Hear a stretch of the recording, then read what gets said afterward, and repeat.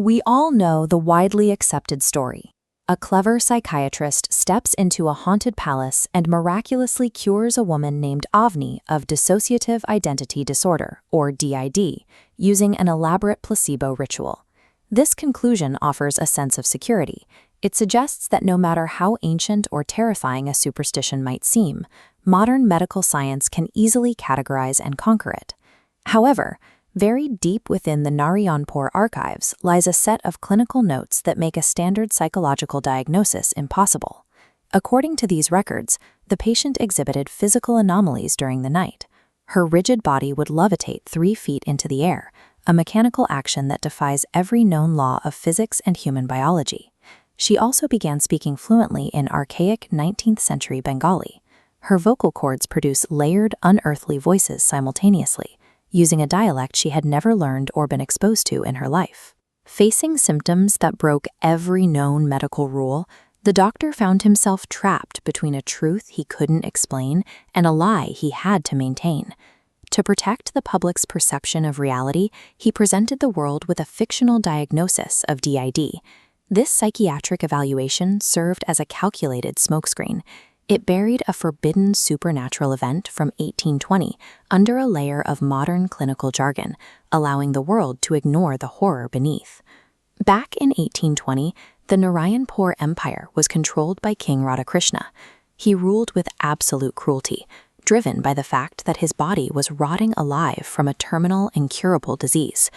This diagram maps the exact mechanics of the Agori immortality blood ritual prescribed to the dying king. It required a dark exchange of life force, designed to trigger precisely when celestial energies aligned during the blood-red lunar phase of Durga Ashtami.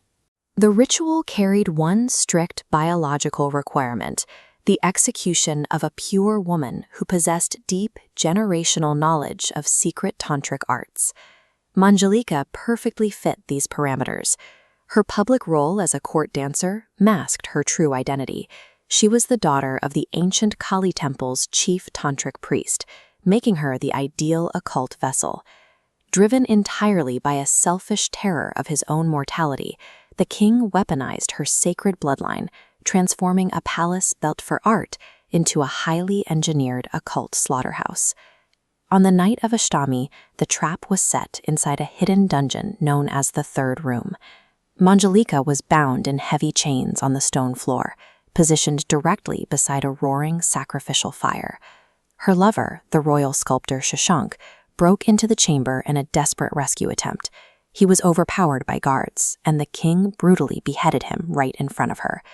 That execution ruined the precise chemistry of the ritual.